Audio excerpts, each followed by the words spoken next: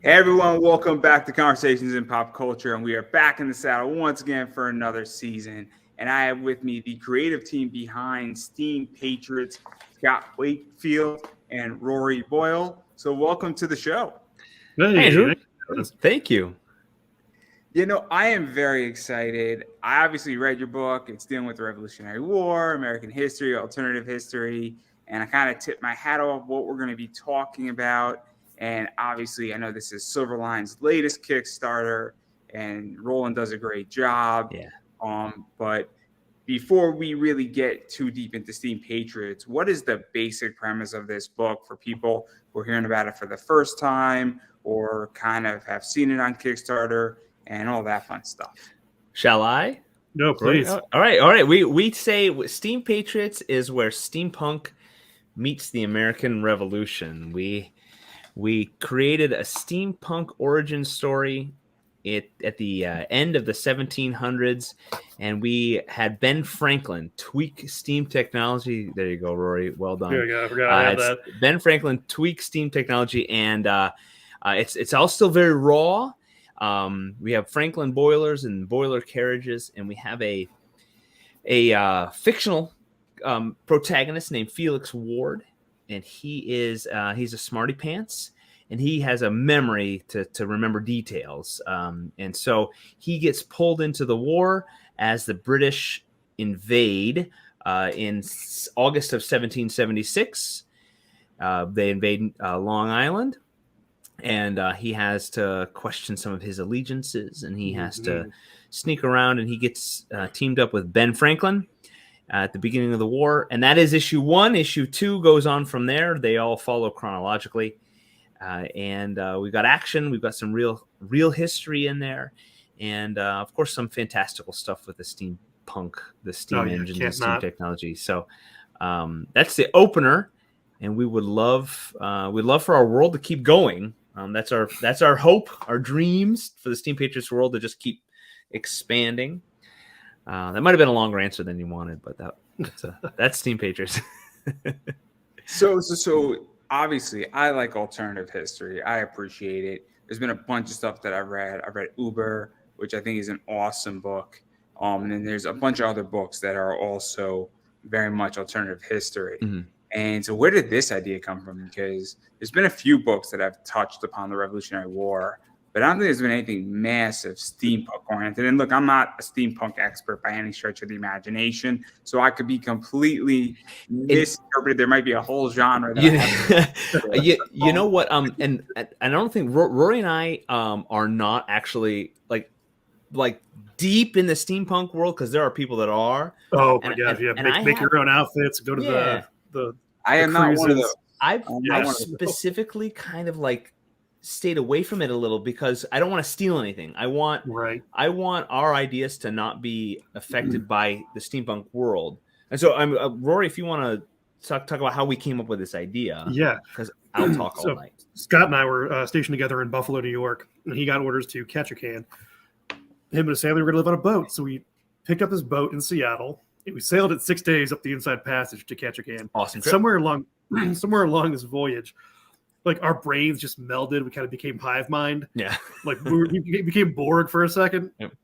And just had this astonishing like light bulbs just go off. Like American Revolution could be steampunk. Like it's always Victorian England. Why can't we make this American? Give it steampunk, an origin story, and who better than Ben Franklin to usher in this steampunk world? And it was just so perfect of an idea. Like, no, this has to have been done before. No, it hasn't been done before. So it flowed out, and Scott picked up with it for school. Yeah. Yeah, we originally thought we'd write a novel, and we actually still might. We'd love to expand our world with a deeper book. I ended up writing about a 44,000 word novel during a National Novel Writing Month, the NaNoWriMo. And I just, wrote this book. Didn't get the 50,000 word. I'm sorry. But we got it done. And so Roy and I, we 85% of it's been thrown out. But we got this story done. And it sat on a shelf for a while. We had a publisher interested, and that didn't pan out. Oh, publishers, so- a couple of artists. Yeah, a couple art, people making promo art and some great images for Felix and his dad and boiler carriages. And it wasn't until I finished my degree at Full Sail, and Roland Mann with Silverline was one of my instructors, and he loved the idea of when we presented it as a graphic novel, a comic book. Rory and I said it's just perfect. Like, I wish we had thought of it. Yeah, it's 10 years ago. Visual genre. We were doing such a huge disservice. I mean, I can't imagine steampunk books that don't have visual images. aspect. Yeah, they're out there and they sell fairly well. But I what a disservice. But so let's actually talk about that, because obviously, I mean, this started off, as you stated, as a novel, and then it's become a comic, a graphic novel, and that whole thing. I mean, either one is, I guess, synonymous at this point with each other. Yeah. And what was that like to make that transition? Because it is a whole different medium. And now you get to have pictures with words, and you actually get to show action, and you get a bunch of other tools to play with in, I guess, the toolbox, for lack of a better word, that make it a different product, but in some cases a better product, and also in some cases not a better product. Yeah, you lose even more is on the cutting room floor. Yeah, there's always give and take with every medium. I mean, you talk about motion pictures. You don't have that opportunity for people to rest on an image or a thought or a page, or to go back to reread what someone said, or the internal monologue is mostly gone. That narrator is gone in the motion picture. It's just not popular. In the graphic novel, sequential art, comic book, you can't have all you can't throw in all the exposition. You can't, and then with prose, a novel, you can't have the images. So we really like the images, and so in scripting this, we spent a lot of time thinking about the visuals, and it's a great process for anybody who has not. If anybody's writing, and I have a hard time, because one of the most awful phrases in the human language, I think, is group project. I've got two going on right now. If you can call it collaborative process, when you have professionals working together, and I use professionals loosely, because I mean, Rory and I don't have a deep resume. With our second issue, we've doubled our our work, but it's 100% increase. Yeah, with a collaborative process with professionals, when you write a script, Roy and I send it back and forth. We edit. He tells me, "Scott, you're a moron. Who would write this? An idiot would write this." I cry. You have monkeys with typewriters back there. What's going on? He said, "Who's writing this? Did you give it to your 8-year-old?" So we finally get a script that we like, and then we send it off. Finding an artist too. And again, anybody who's worked with this, I mean, just about, unless you're in the bullpen at Marvel or DC, you're doing this on your own pretty much. You're finding your artist. You're looking for a style you like. You're looking for making sure that artist can do sequential art and not just pinups.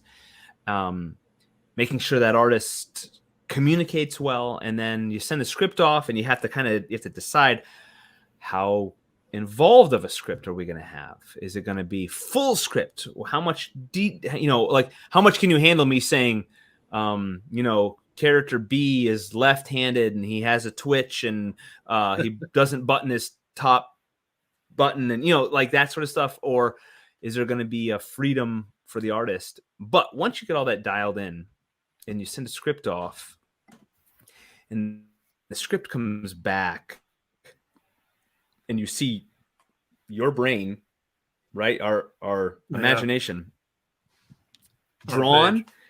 It's an amazing thing. It's amazing. And most of the time, every once in a while, we get a panel that's a dud, and we have to say, nope. But most of the time, we said angry, not disgruntled, and we get. But most of the work has come back, and it's fantastic. And it just we need a little. We had nitpicky stuff, like we had a ship This is way back. We had a ship where the sails are full, and the ships are going, but all the flags are flying backwards. This is like super nitpicky. They should be flying forward with the wind. But I'm reluctant to tell the artist, like, okay, I'm a neurotic lunatic, but those flags are going the wrong way. but if that's the worst of our problems, it's an amazing process. So any writer out there who can't draw like me, getting your imagination drawn for you is fantastic. It's really it's an amazing process. I would love I still have this notion that I'd like to maybe expand the story into like a novel form, so we can dive deeper into feelings and thoughts and background, and but right now the comic book form is perfect, and we love it. And we get images like Dean Zachary's superhero guy here, kind of the explosions and so forth. It's amazing stuff.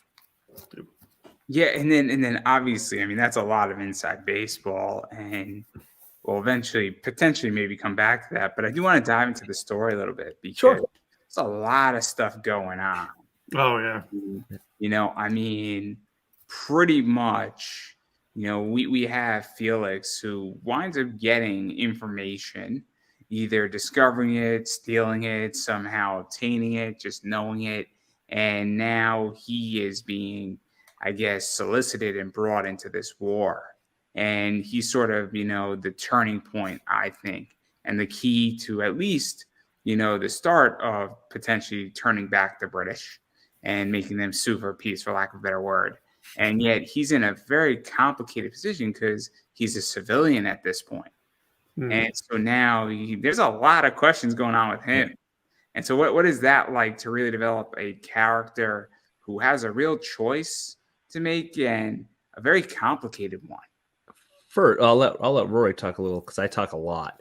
Andrew, thank you.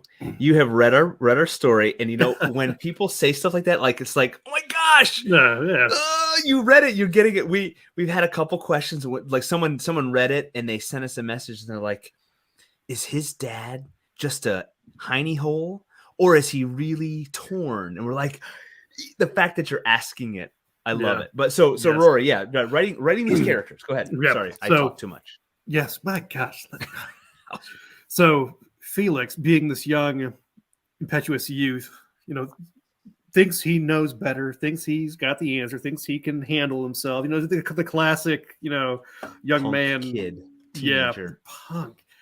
And so his own, youthful pride kind of brings him into the fight as well. And we dropped an Easter egg in the first one about his brother being involved in the war in some way. So that just one line. So that could be playing into it. And then his father, and where's his father's allegiances? What's happening? So he feels involved already, and just with his natural ability to remember all these technical diagrams and machinations, like he already feels compelled to help. And then when you pair him up with Franklin, it just explodes again. Yeah. He's so young and so off the cuff, and just got that little bit of hubris to it. And that's part of the character that we want to build with him, that he'll have a little bit of a rise and then a fall. It's just that beautiful story or character arc, I should say. That it's coming of age tale, if you will.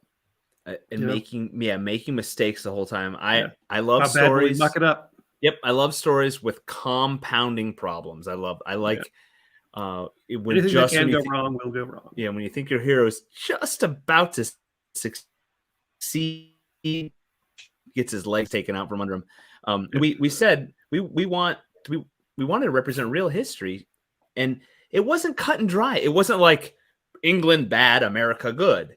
It was a lot of debate, and throwing off England meant turmoil for everybody.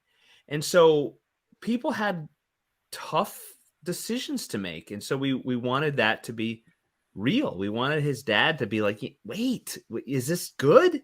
I mean, that was a legitimate question at the Right. time. That was the people question, are we making the right decision? So again, Andrew, thank you. I'm glad you saw that. I think we should throw in another character named Murphy, and just like all these bad things happen to him. Oh, I think his leg is blown off. So to even go further into this, because this is what I like, is that, and this is my whole problem with comics, and I'm very honest about it, is that there's no like, this could really happen. When we look at Superman, nothing ever bad happens to Superman. Yeah. And we look at the last bad thing that's ever happened to a superhero was Scott Snyder's Batman. And it was, I think it was death of the family, not death in the family, I think it was. And it was when Batman was losing his entire family. And that whole thing with the Joker and that's really the last worst thing that's happened to a superhero in probably the last 15 years. And I think that's a real problem, because when I read stories, I want an escape, but I also want something relatable. And we all face, I guess, choices that have real consequences. And it's nice when you're reading a book where a character is gray and not black or white, for lack of a better word, meaning they're not definitive in what they want. And clearly Felix is having a lot of conflicts, and then it gets more complicated. And then now, there's also an element of growing up as well for Felix in this whole thing, where he's becoming an adult and realizing that, well, his choices have consequences. And that's what I like about this. Right. And then also I like history. So that helps. Thank you. Yeah. We tried to integrate real history while also balancing, we don't want Felix to be flitting around the country at every important moment. We want him to be the character, the main realistic character. timeline. And we wanted to have a couple important people step into his life. We wanted deep characters. We wanted real conflict.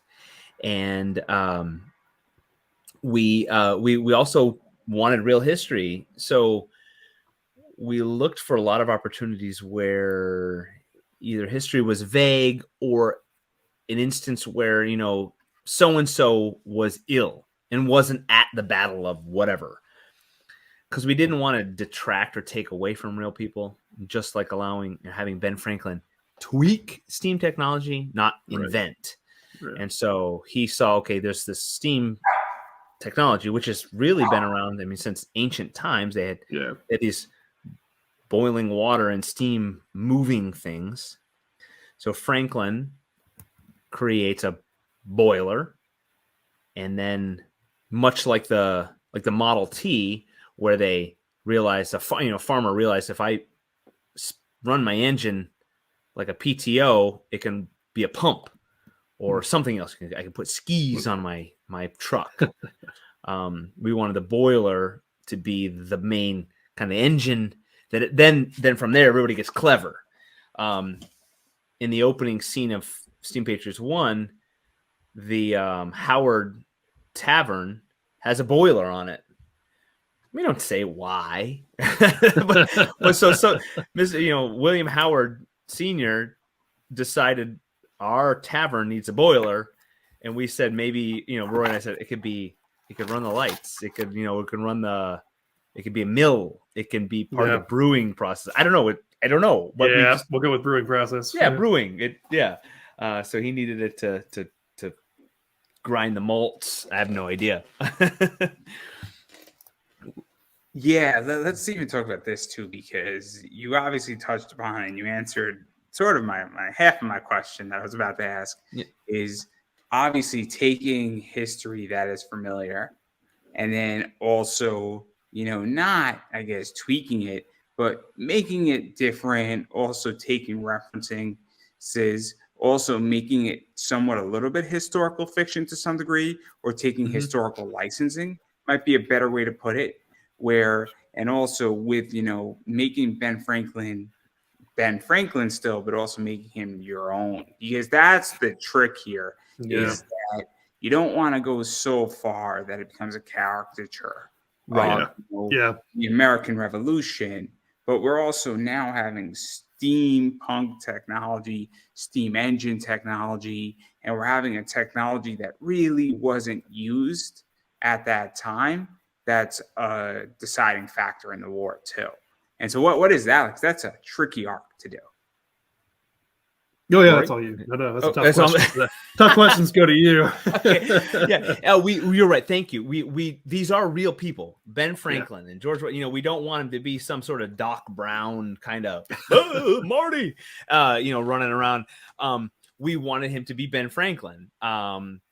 We wanted that to be a serious. So Felix is going to be integral. There will be pivotal moments where Felix is part of the war. So really, like I said, that's why we look for those opportunities where history is a little vague, which is tough because this is a very documented part of our history. There's you see the stack of books behind me. I've read every page of all these books. There's there's a lot of documentation. So we wanted Felix to show up. We didn't want him to change the outcome of a battle, but we wanted him to be part of that. Yeah, which opens the door for, we hope, this is just one of our altruistic hopes and dreams, that people get interested in real history because of that story. So our story opens with the Battle of Long Island, and then we have the Battle of White Plains coming up, and we're going to have the Great Fire of 1776, the Great Conflagration, and New York at 70, and then and like we said, if it keeps going, we would love. Oh my goodness, we have so much. If it we could go for a very long time, and we would love to have one shots or a short or miniseries or whatever for another character in another area of the Steam Patriots world. We've got another artist who's interested in drawing some stuff and kind of co-writing someone else's story. We would love that. And then keep it going through, Barbary Pirates, War of 1812. So yes, and we keep saying, if you're a millionaire patron out there who wants to just fund our story, we would love to keep going. If you know an old rich widow with a bad cough, give her my number.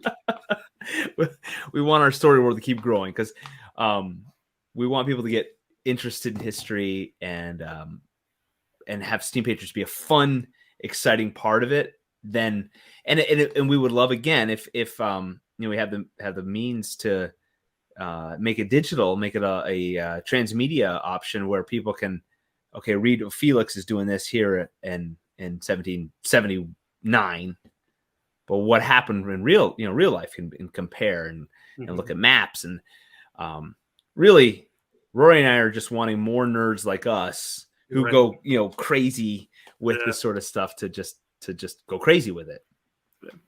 Yeah, so let's actually break this down a little bit, because from my understanding, and we're going to dive a little bit inside baseball, the comic, I think, is only 4 issues as it sits right now, or this part. Yep. At least the first arc. I don't know if you're going to do a second arc, or if this is just one part of the story, as you were mentioning. And so what is that like to sort of start off small? Because this is one of the biggest problems I think people in comics have, is they want to get so much done. And I don't think they understand 2 or 3 things. A, producing a book is hard. Yeah, right. And, both on a time level, on an economic level, writing. Yep. I mean, crowdfunding is hard. Let's not pretend I don't care if you get funded in the first day. It's hard. A lot of work. Yeah, behind the stage, behind the curtain. Mm-hmm. So much. So I crowdfunded this show a while ago, and believe me, it was not fun. 31 days of hell. Not fun. Yep. Not saying I won't come back to doing that, but it is a chore. And it is stressful to do this. It sucks the energy out of you. Yeah. Not to mention that if you're doing indie, you can't produce a book every single month. Right. It's usually every 3 months on average, or every 4 months, or even every 6 months. And so I think that's what's kind of nice though about this too, is that it's only 4 issues, and it's not going to drain my bank. Because when you have a 50-issue arc, that means I'm committed for at least 10 years, if not 15 years. And if every issue is $10, it's rather expensive after a while. And so what is that like? Because I think 4 issues is really perfect because it's not a massive commitment for me on an economic level, and it's also not a time commitment. Mm-hmm. We would love, well, so Silverline is committed to this 4-issue arc, and it will come to a point where maybe hopefully the reader will feel comfortable, but with a closure. But what we would really like is to regularly keep the story going and not necessarily have to crowdfund on the grand scope. Yeah. And so what Silverline does is nice is Silverline and Roland, they wait for the product to be done. So Steam Patriots 2 is done, and we're teamed up with Beyond the Stars #2, and it's done. All our fans are really doing is pre-ordering. So they're using Kickstarter as the distribution and the means to get it out there. So they're buying it. There's no speculation. Yeah. Right. So Rory and I would hope that once this 4-issue arc is done, we'll reassess with its popularity. How can we continue it? Do we keep it digital? Do we just do print on demand? That's something we'll have to think about, because we don't want our story to end, because we think Felix is awesome. The whole war can go through the 1780s and keep it going. And we wanted to give it. We didn't want a huge expanded story, but we want to give each moment its due. We want Felix to grow. Mm-hmm. We want the readers to watch him develop and get older. Well, and personally, I'd like to see more of the steampunk technology develop, because we're starting at such a rudimentary level. Like Scott would say, it's just a little bit more convenient than an actual horse. It's clunky, things break down, it's heavy, but as the story goes, the technology grows up with it as well. So it's a build. Yep. So yeah, we would like to see our world keep going. And if that, I would like an adjustment. I don't want to have to keep like hardcore crowdfunding every issue. Yeah. But at this opening stage, we need to build our fan base, and we want people to fall in love with it and then look for the next. And if that, that ends up being our website or Amazon or Silverline uses Kablam digital printing, that's all something to be reassessed. But yeah, you're right. It's a lot of effort. And readers, we've tried to impart that to people on the individual creator-owned level. We aren't writers in a bullpen with our script going down the hall to artists. And if our work takes a week-long or 2-week-long break, our artist might say, okay, I'll get back to you in 2 months because I have a backlog of work. Yeah. And we get it. Our artist needs to be paid. Our artist is going to work on the project that they have at that moment. They're not going to sit around and not get paid while Scott and Rory adjust their plot. Yeah. It's a give and take. Yeah, and it's a tough slog. Let's actually talk about that, because it's very complicated. And I don't know if you know Tyler Carpenter. No. So Tyler Carpenter actually just did something crazy. He launched a secret campaign, and he funded it completely without anybody knowing who he was, no promotion, anything of that nature. And then he made a video explaining how Kickstarter's algorithm works, and it's variant based, and it's a bunch of other stuff. And it's all those bad girl covers, and how Kickstarter's platform is the variants and all that stuff, and how you need to bring your audience and grow it outside of Kickstarter. And I like Tyler. Tyler, I've known Tyler for a while.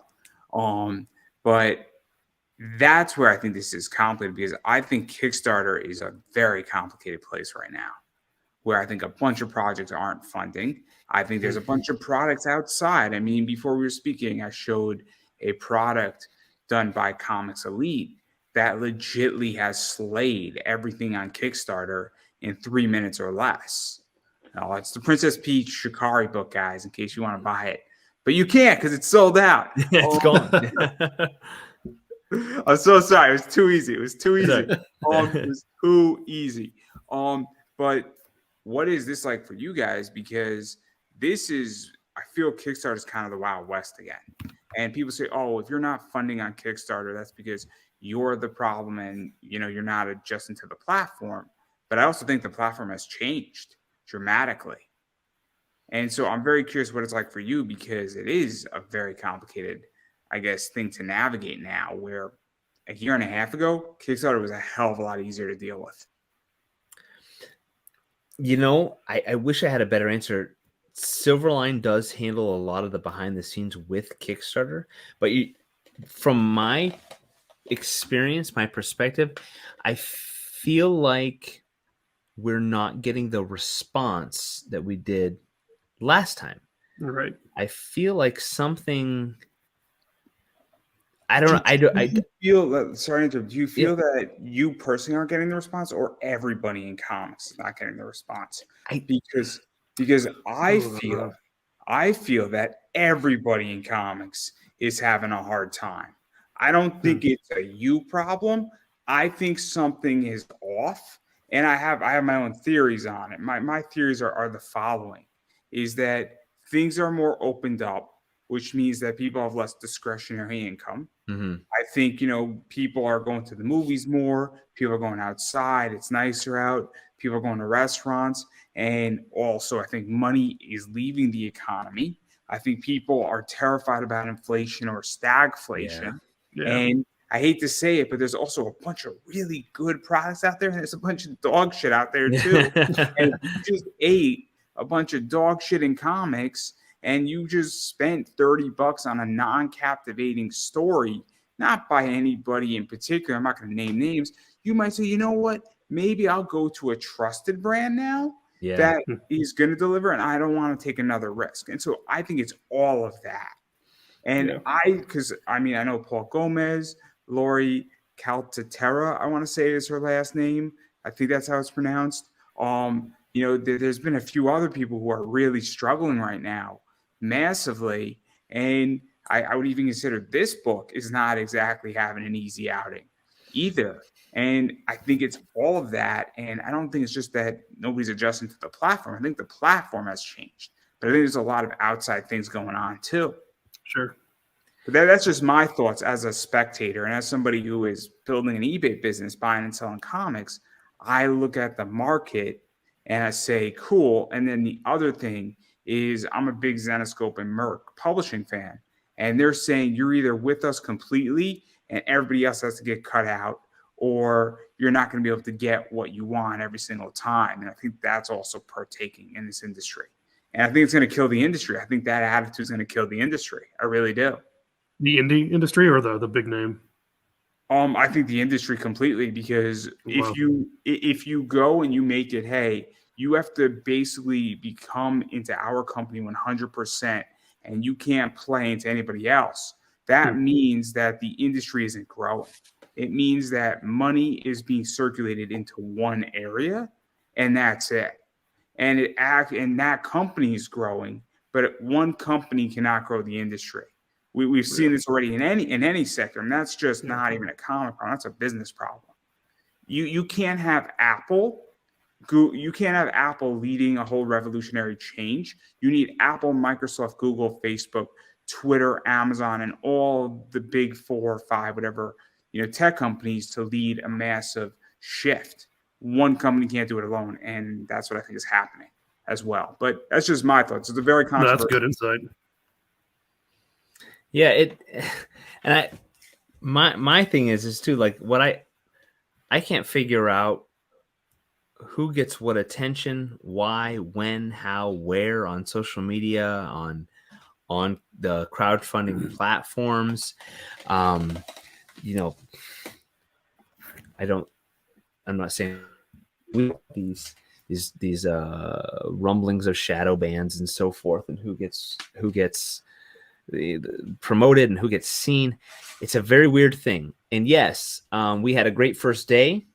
Percentage wise, we're not, our ask is not very big.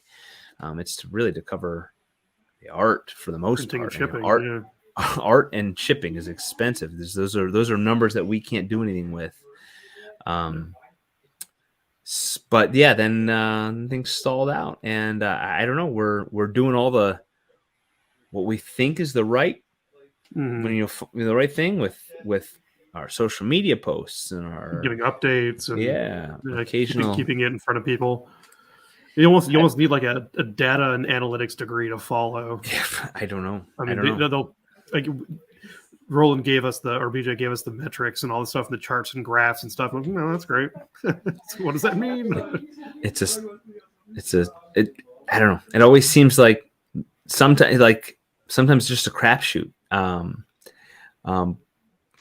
Also, I think if you're some sort of sexy lady or muscle guy, then you're guaranteed to succeed. But Rory and I are neither of those. Hey. I think it's very complicated. I deal with cosplayers all the time, and I hate to say this, but like, if you're a rather well endowed cosplayer, very voluptuous, if you will, or fit, what is, you get attention. Yep. And then it's the same problem. And then, I talk a lot about financial freedom.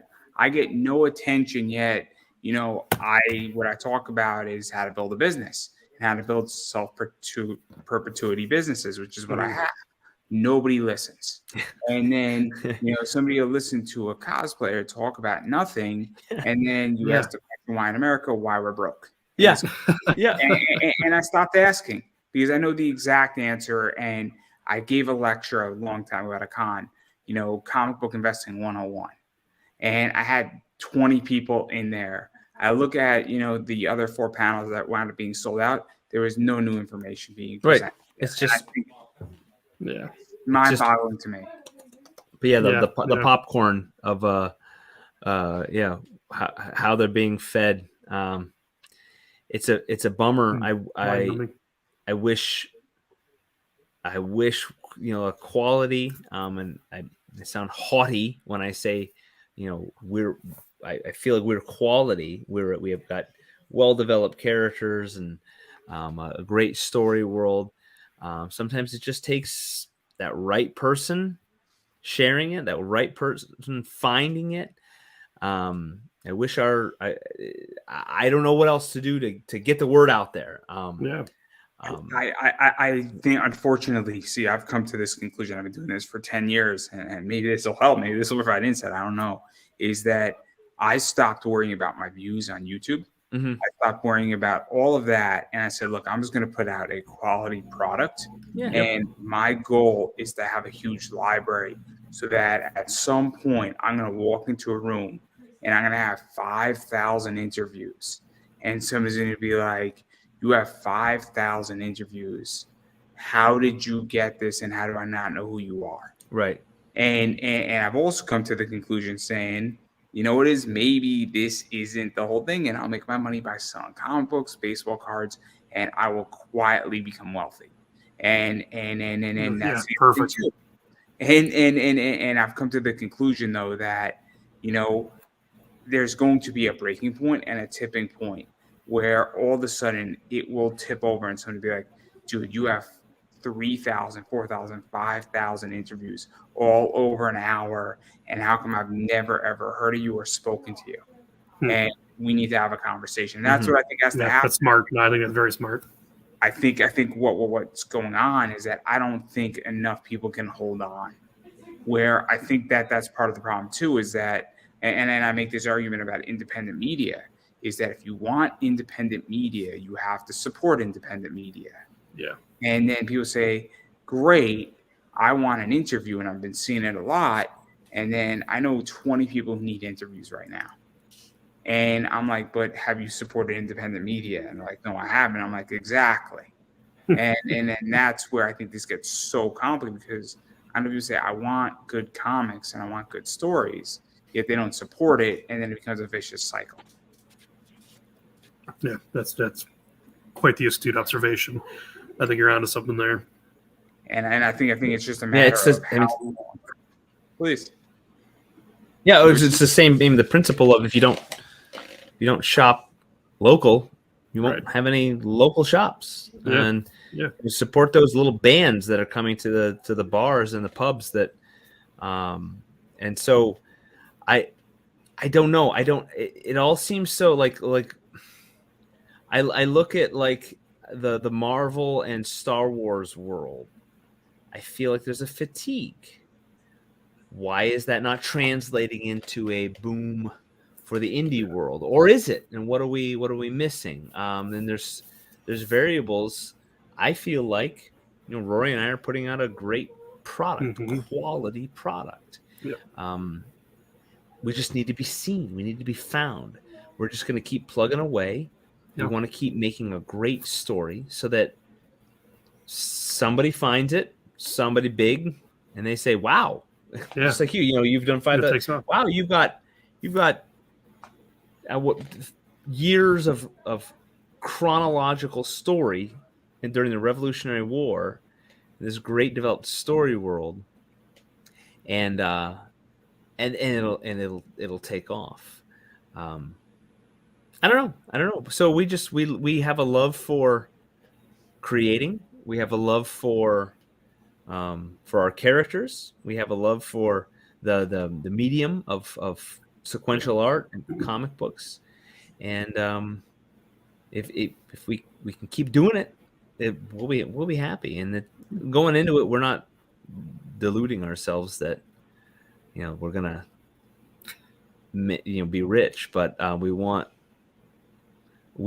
our readers. We want to have a fan base of loyal readers that want the next story. We all want that. Yeah. It's so tricky now. It's so tricky, and I hate to say it, but also what's happened, in my opinion, too, is that fan bases have been fractured. Yeah. Media collectively has been fractured. Where before streaming, you now have about 15 different streaming companies that you have to buy subscriptions for. Yeah. And that fractured media. Back 3 years ago, my viewership was much higher because there's less competition, there's less places to go, and there's less people doing it. And now everybody's viewership is down. It is rough, and I think it is so tricky to build an audience. And I also think it's building an authentic audience. Yeah, I think that's a really big thing. I'm going to mention 2 names: Patrick Bet-David from Valuetainment and Joe Rogan, and both those guys have authenticity attached to them. And I think it's a real issue. And I think that we're going to find out in comics in the next few years who's really authentic and who's not. Because when all this variant stuff wears out, and when all this, I guess, sugar and frosting wears out, I'm going to find out who has a really good book and who has a bad book and whose book is okay.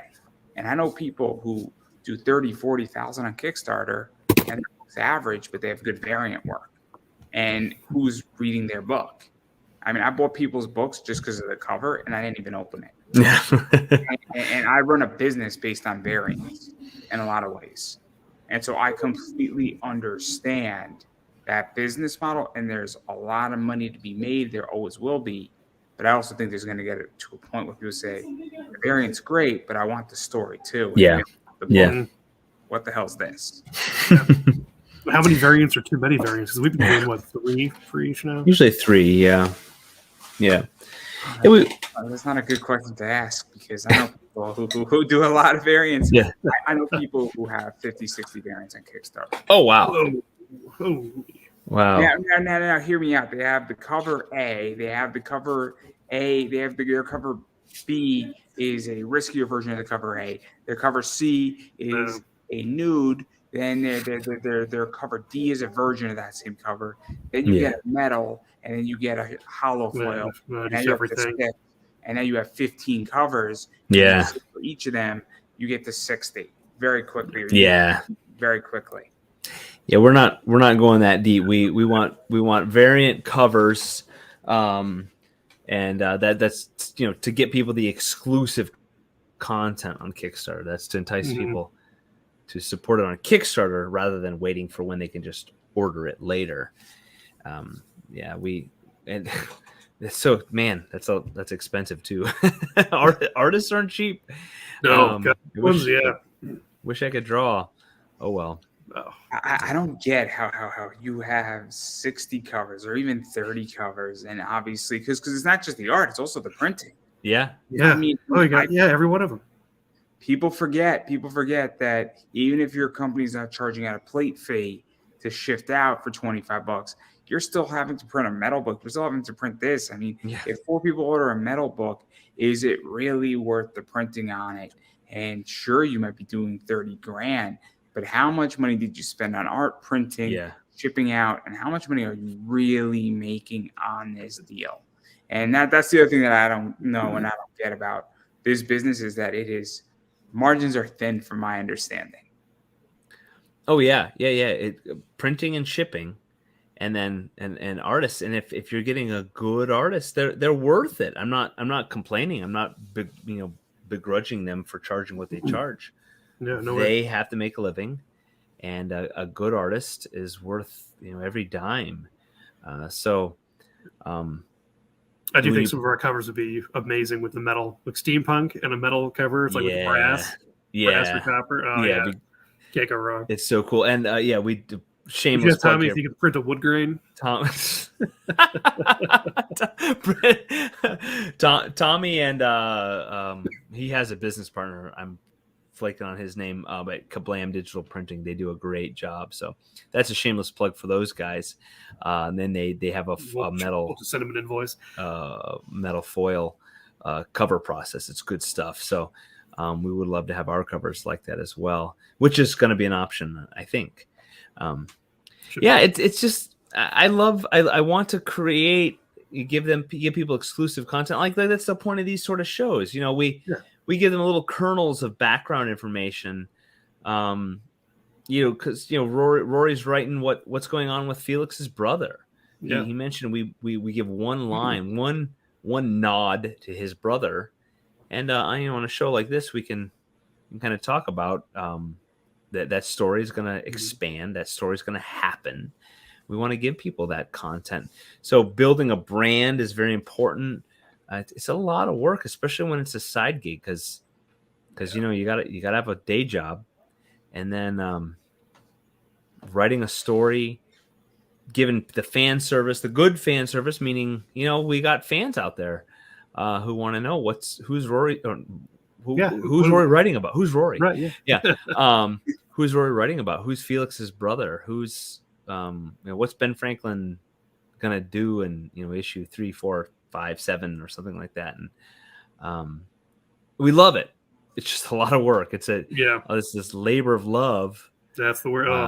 That's it. Labor of love. There's equal parts labor and maybe a little more labor than love, but I don't know. Yeah, no, it's tough. It's tough. Yeah. And when people say, and Tyler Gardner, I'm going to put him a little bit on blast. He says, well, if you think it's tough and you're struggling, I always say, you got to build your audience outside of Kickstarter. It's not the end all be all. Yeah. And he's right to a degree, but he's also not right where, you have to build an audience everywhere. Yeah.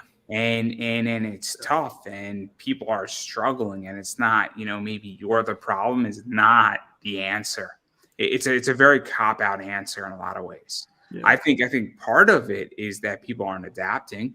I mean, I can tell you that I'm building out TikToks and YouTube Shorts for a reason, because they do bring in subscribers, without a doubt. It just takes a while to build that stuff out. I mean, I need to build out 100 days of that content. For me to find 100 pieces of an interview takes weeks, if not months.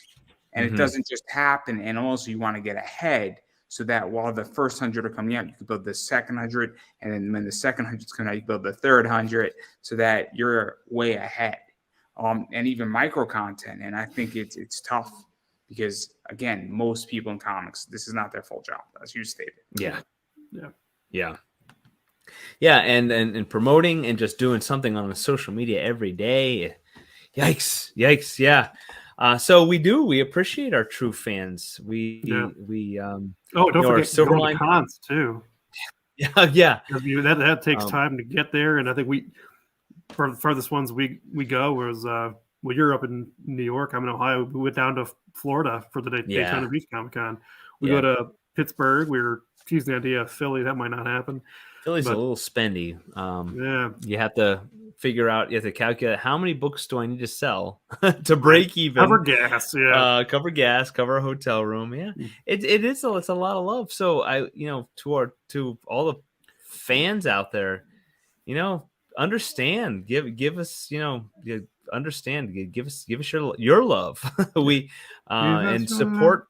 Yeah, support the artists you enjoy. And the big guys, I don't know, they're doing okay. They're they're okay. Also, we do pretty well at cons. I'd say. Yeah, and I love it. What 25 a day for each con. I love interacting with people and being, handing them a comic and showing each page or something like that, and saying, this artist did this, and on this page this happened here, and having and saying, do you want it signed? And I've never had someone say no. I love it. Signing a comic and hand, that's so cool. Yeah. Especially a young person too. Like I love cons when you can tell the parent is just there. Yeah. But kudos to moms and dads or grandmas and grandpas who take their their nerdy kid to a con. Good job. I want to hug you.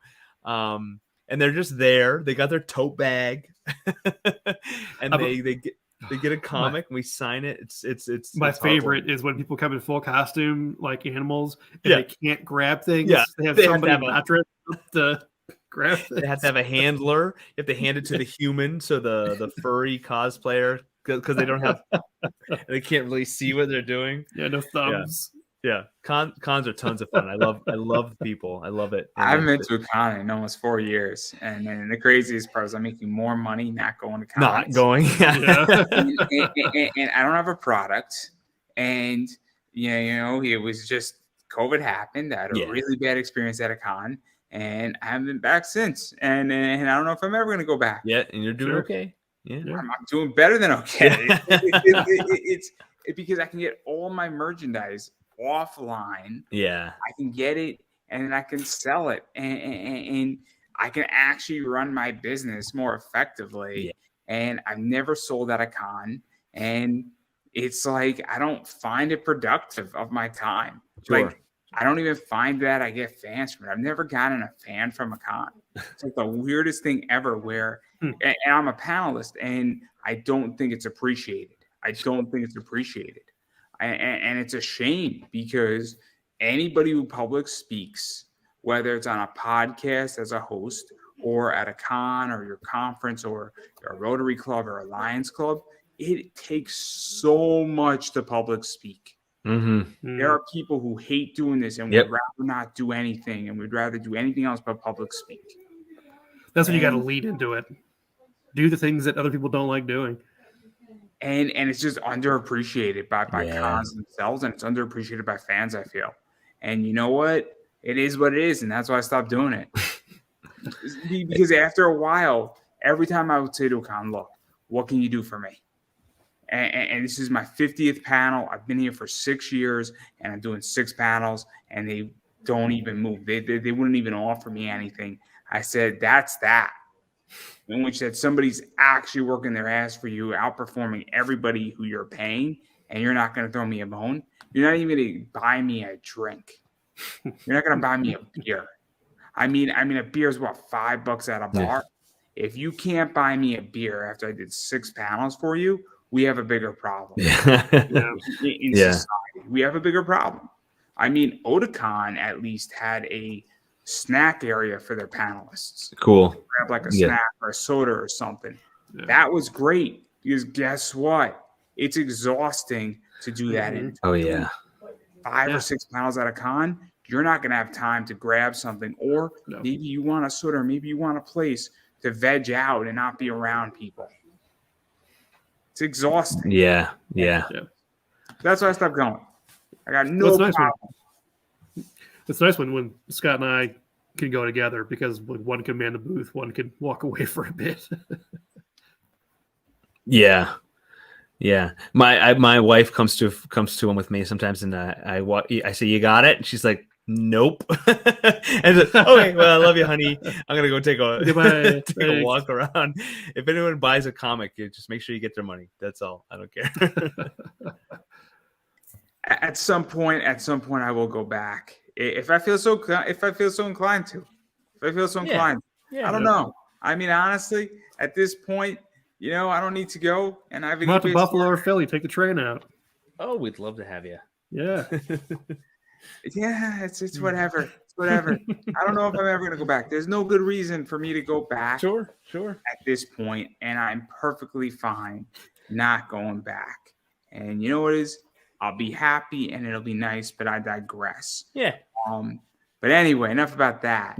This is not about that issue. I'm sure I'm going to be on a bunch of podcasts talking about that. I've already been on a bunch of podcasts talking about that. Yeah. Boy, did I piss people off. You are still pissed off. Good. Shake them up. Shake them up. Oh my gosh, people are just furious at me still. My whole freaking Kickstarter for this show, agitated the hell out of so many people.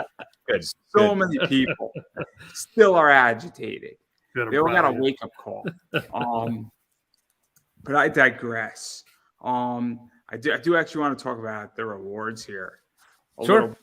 So obviously, I think this is issue 1. Mm-hmm. Yep. Then we get into issue 2 here. That one, right? Yep. And then this one's not finalized, but I think this is the only one I have. So you're gonna have to deal with it, everybody. Yeah. There are colors. I think that'll get updated. Yeah, soon. Yeah. So there's those, and then there's the other side of this project, which is not you guys, which is Beyond the Stars issue 2. There's this one right here, and it is also will get updated. Yeah. And so what is that like to have obviously 3 different covers for yours, and then have a whole another book and a whole another creative team promoting their thing on here, while your book is also getting subsequent traffic? Because it's really smart to pair 2 books up together, and Silverline is known for this. Yes, Silverline's been doing a great job. Too many times, but that's all right. What's that? On this show too many times, so that's all right. Oh. I'm sorry, it's too easy. There's a bunch of titles that Silverline's sitting on, trying to just get out there. There's so many great stories that Silverline has. So teaming them up, pairing them up, has been the tactic. And there had to be some experimentation with it too. Yeah. What's the sweet spot? How many? There's 3 titles, 4 titles. Yeah, we're gonna back that back down to 2. Yeah. So that's the sweet spot. And anybody, like we were saying a little while ago, running a crowdfunding campaign is a lot of work. You gotta promote it, you gotta update it, you gotta check messages, and you gotta everything, social media. So we are honored and a little lucky to get paired up with Ron Fortier and Beyond the Stars, because it's a second issue. We're a second issue. We think there's some crossover. Sci-fi fans are gonna like steampunk. Mm-hmm. And also, Ron Fortier is a prolific creator. He's got lots of books and comic books. He's got a great team, great art, great storytelling, and he's got a good following too with Airship 27. He's got his own thing separate from Silverline, but he's teamed up with Silverline for this story. So we're honored. Ron's a fantastic guy, and so that brings his team, his social media, his followers. Yeah. Their eyes on our story, and likewise ours on his. Mm-hmm. And we love the idea of cross promotion. We were just talking with guys that Flag Bearer Games created Nations and Cannons. Yeah, that's a Dungeons and Dragons Revolutionary War setting for the 5th edition D&D rules. And we will happily, I love talking up other projects. It's twofold. We talk them up. Hopefully they talk us up. We get their eyes on our project. But we're all trying to make it. We're all indie creators, which is why you're having us on your show, right? I mean, we want to talk about your show and you want to talk about what we've got going on. And because we want to see people succeed. We want to see this world of great stories. And I hate to say this, but I don't know if everybody has that mentality in no, comics right now. No, gosh, no. No, they don't. They don't. And because we reach out to some people and we get ghosted. You know, okay. I don't get it. I get Rory and I we're small fry. We're about as small fry as you get. But I would never. So I wrote. We have a newsletter that Silverline sends out semi regularly, depending upon who can create content. And I wrote a letter saying my newsletter was saying be the new guy, but likewise support the new guy. I never get it, and this has been since the dawn of time. But forums, remember, forums way back early internet, when people were, oh, this new guy doesn't know what he's talking about. I have a Chevy Astro van and I'm in a Facebook group. And when people say, oh, this new guy, he doesn't know what he's talking about. Come on, people, support each other. We all have a love for this. There's only one community I've never seen that with: ham radio operators. Okay. The ham radio welcoming. Spread their love. Yeah. So everyone else, it's like, I don't get it. I don't get it when you've been in the industry for 50 years and you're a king of the industry. Give some love to the new guy. It's so interesting where I have a theory on that too. So I'm fortunate that I've gotten to speak to people like Howard Cruz, who was the pioneer of the gay comics movement, Dennis Kitchen, Comic Book Legal Defense Fund, people like Paul Levitz, Tom DeFalco, Chuck Dixon. All of a sudden, those are some serious heavy hitters. Yeah. Shoot, I can't think of Trina's last name. But she's like a pioneer back in the days, been doing this for forever in comics and novels and a bunch of other stuff. But what I've learned is that, and also top voice actors, especially successful ones, they want to give back. Top wrestlers. Yeah. There's a guy named Anthony Green. The guy was August Gray in WWE. He's on the Indies. He's now in Japan. And what I find is that the guy wants to give back. Yeah. And I think when you're at that level, there's people who want to give back, and there's also a bunch of people who don't want to give a dime back. And it's so weird. And I've learned this on my Kickstarter. I mean, when I was asking for money for my show, the amount of shit that I got for it was so absurd. And my response— Will they just message you out of the blue? No, I mean, people were openly attacking me, and people still openly attack me. I got dunked on by another podcast just recently for 43 minutes straight. And my response, easy to tear people down, huh? Yeah. My response is saying, but you run Kickstarters too for your project, and how is this any different? And you know what? Nobody's given me an answer yet. Oh, imagine that. Nobody's given me an answer. They've circumvented the question, and that's what I don't get either. Is that I'm actually shocked that CC has more. What? Man, but that freaked me out. Clicked on something. I don't know what I clicked on. So, because it's all good. But anyway, my point is that sorry. I think it's crazy. I think it's crazy that there is such lack of support, and people say, "Oh, I'm supportive." I had somebody say, "I am more of the Tom community than you are." To me, in writing. And so it's like it's a weird environment we live in.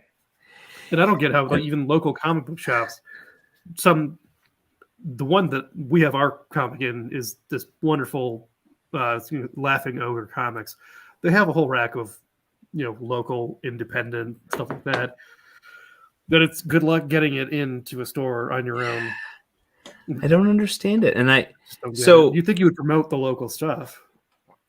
I want to try to be, and I'm a nobody, but I had somebody to me. Thank you, Rory. Okay, thank you.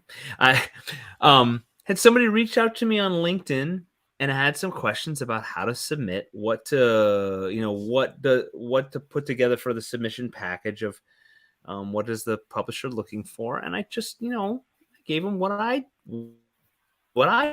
did. What have I learned? This is not a surefire way. This is just my experience. I don't understand it. And with anything, with anybody who has reached a level of, veteran status in their industry, give the wisdom, give the love, give the wisdom. And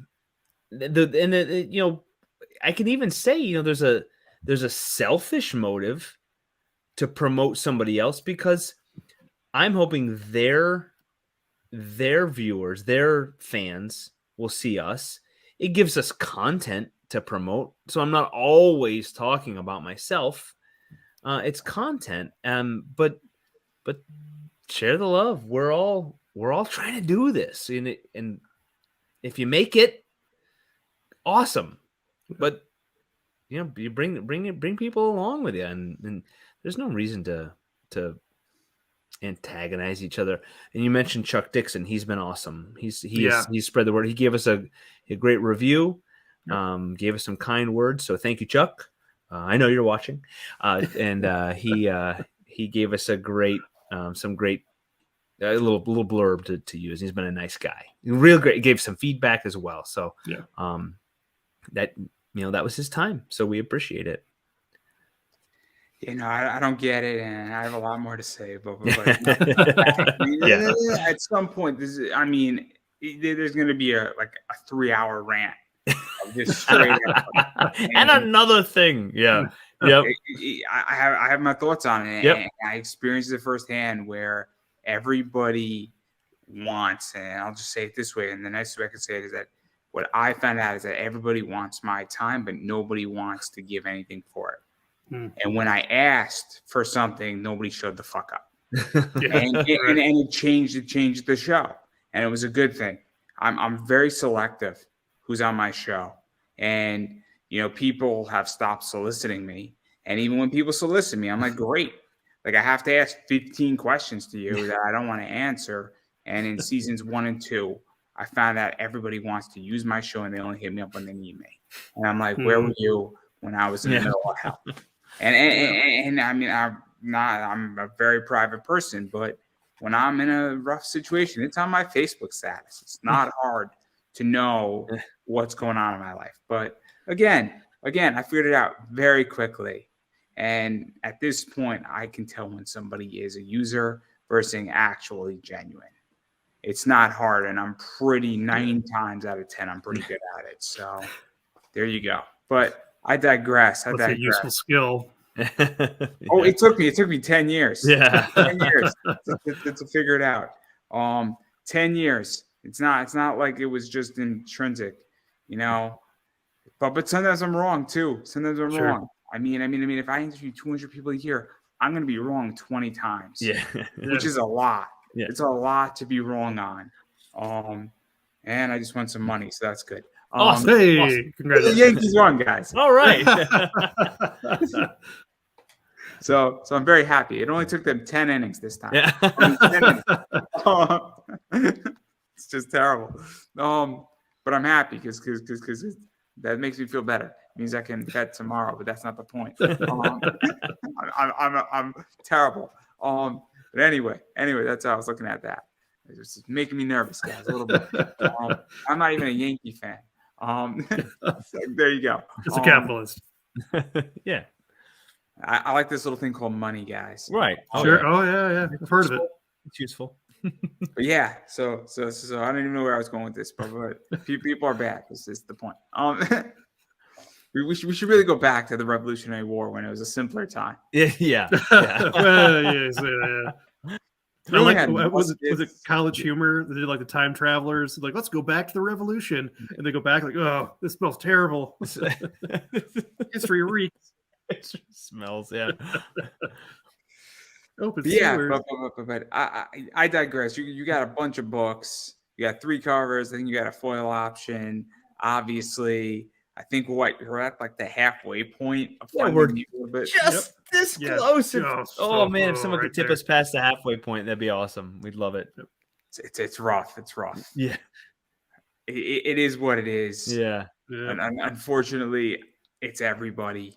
And I don't really know. I know way too many people's campaigns who should be doing better that are not. But I digress. That's a whole different conversation.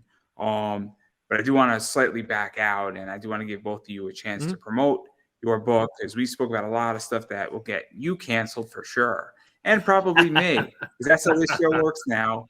And some people don't like it, and that's fine. If you don't like it, you don't have to watch it. That's the end of that discussion. Right? It's so hard.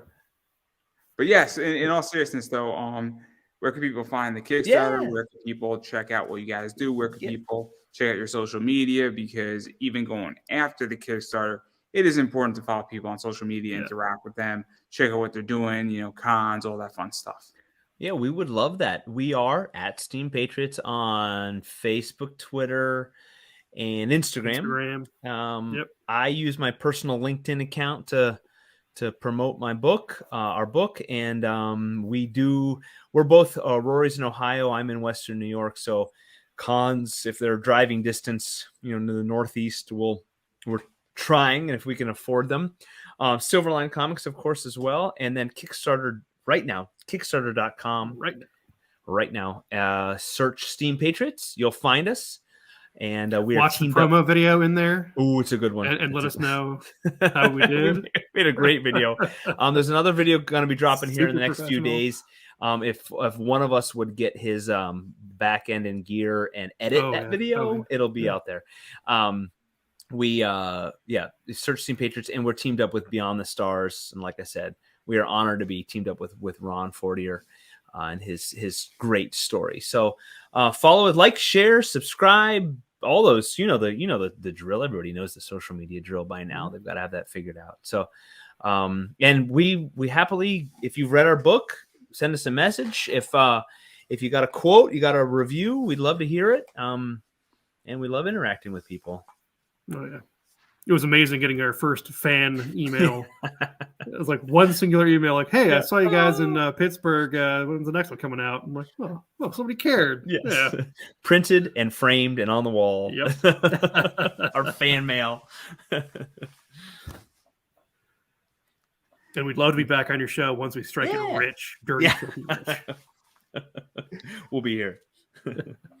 Well, that's assuming I come back for season 5. But anyway, I digress. Obviously, I'm going to keep saying it, and I'm going to say it again and again and again. If you like something, you need to support it. And what that really means is, if people have Kickstarters, you need to back their Kickstarter. You need to, especially when it's live and early on. Oh yeah, that's what makes it work, guys. That's one way how to support people and what they're doing and getting their projects funded. Also, if they're at a con, buying their book at a con if you missed the Kickstarter, or if you want another edition or something else they've worked on.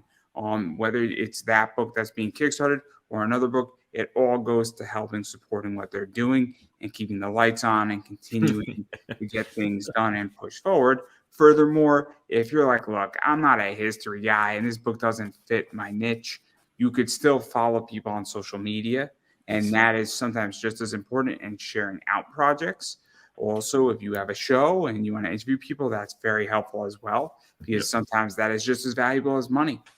Sometimes money is media can also be worth just as much, if not more sometimes. There's plenty of times where, a particular person can make or break and add credibility to a show or a project. So that's all extremely important to do. And support comes in many ways. Hell, an Instagram like or a Twitter makes a huge difference, and you never know what it can mean, or it could just be that somebody's having a really bad day and just a little heart on Instagram kind of can help shift it out. But I digress right there, and I'm going to promote myself because it is my show. Please do. Obviously, normally we would have it on the bottom, but we have 3 people on. So you can't see it, but you see part of it. You see sort of one of it. It's all Pop Anime Comics. I think it's the lower right or left corner. I'm not exactly sure, but it's Pop Anime Comics on Twitter, Instagram, Facebook, as well as on YouTube. I really appreciate when people follow me and engage with me on social media, preferably on YouTube, because that's what I'm trying to grow, and it makes a huge difference when people subscribe so you don't miss any interviews that I've done. I think I have over 500 interviews now on YouTube, and I have a boatload of content coming, a boatload of shorts, boatload of micro content from things that you might have missed, and really good content coming. So please, if you like what I do, there's an interview for you on my YouTube channel. And I promise you that you will potentially you could get smarter. I can't say you will, and I can't make that promise, but I can promise you will be thoroughly entertained throughout the entirety of my YouTube channel in one way or another. Awesome. So, and then on top of that, I also have Buy Me a Coffee. If you want to support independent media, I do have ad services, so those are up as well. And you could buy me you could buy my T-shirt making fun of Gundam and a bunch of other stuff, Taco Bell, and Most Interesting Man in the World, and Fallout. Because why not? Yeah. Double on Redbubble in 16 different colors, and I need to sell 10 of them before I can release my next shirt idea. And I got it. It's gonna be fun, guys. So definitely check that out. Awesome. But that's everything I got. I know it's a lot, and yeah, that's everything I got. So I'm gonna give whoever wants it the final word. No, yeah, thank you. Yeah, Andrew, thank you so much. Kickstarter, if go over there, if you could search Steam Patriots, we would love it if you grab our comic. Oh, and you can buy back issues. So if you missed issue 1, so that's a great thing with having add-ons during the Kickstarter. So if you miss one or you wanted another one that you didn't find before, it's all there. Yeah, and we would love for our Steam Patriots world to grow and for our true fans to fall in love with it. So, Andrew, thank you for helping us spread the word. Yeah, thanks, Andrew. Really appreciate it. Well, I don't think I could have said that any better myself, everybody. And that is a wrap. All right.